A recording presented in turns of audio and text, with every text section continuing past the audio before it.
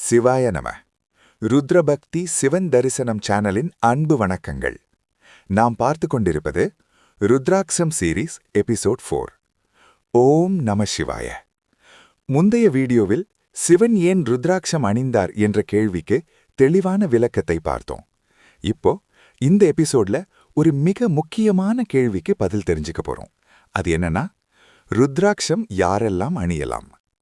ஒரு நிமிஷம் கண்களை மூடுங்க. உங்க மனசுக்குள்ள ஒரு கேள்வி ஓடிட்டு இருக்கும்.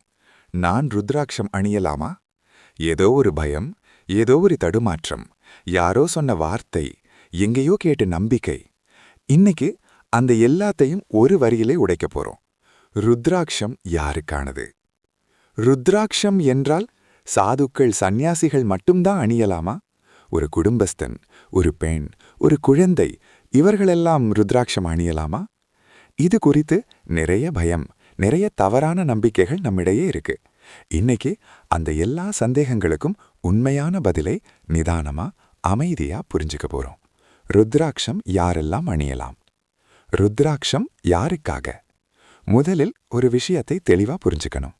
ருத்ராட்சம் ஒரு அலங்கார பொருள் இல்ல, ஒரு மத சின்னம் மட்டும் கூட இல்ல. புராணங்களின்படி ருத்ராட்சம் சிவபெருமானின் கருணை கண்ணீரிலிருந்து உருவானது. அந்த கருணை ஒரு குறிப்பிட்ட மக்கள் குழுவுக்காக அல்ல, மனிதர்களுக்காக. குடும்பஸ்தர்கள் அணியலாமா? நிறைய பேர் இப்படி நினைக்கிறாங்க. நான் குடும்பஸ்தன், எனக்கு ருத்ராட்சம் வேண்டாமோ? இது மிக பெரிய தவறான நம்பிக்கை. பழங்காலத்தில் குடும்ப வாழ்க்கை வாழ்ந்த ரிஷிகள், யோகிகள், அறிவாளிகள் பலரும் ருத்ராட்சம் அணிந்திருக்காங்க. இன்று வேலைக்கு போறவர்கள், தொழில் செய்பவர்கள், குடும்ப பொறுப்புகள் உள்ளவர்கள் அனைவரும் ருத்ராட்சம் அணியலாம். ருத்ராட்சம் உலகத்திலிருந்து ஒதுங்க சொல்லாது, உலகத்தில் அமைதியாக வாழ உதவும். பெண்கள் ருத்ராட்சம் அணியலாமா? இந்த சந்தேகம் மிக அதிகமாக கேட்கப்படுவது.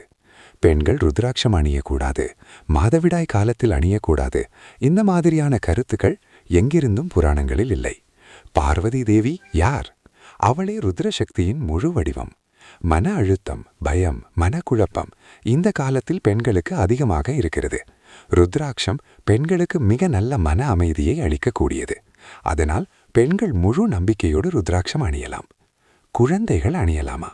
ஆம், குழந்தைகளுக்கும் ருத்ராட்சம் அணியலாம்.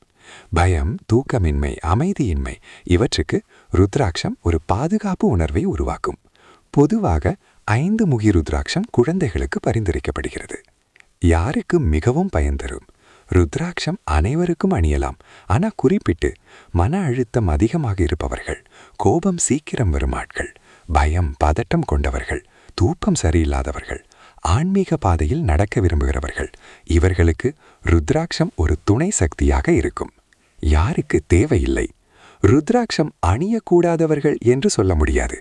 ஆனால் அதை கேலி செய்யும் மனப்பான்மை, அலங்காரமாக மட்டும் பார்ப்பவர்கள், மரியாதை இல்லாமல் அணிபவர்கள், இவர்களுக்கு அது தேவையில்லை.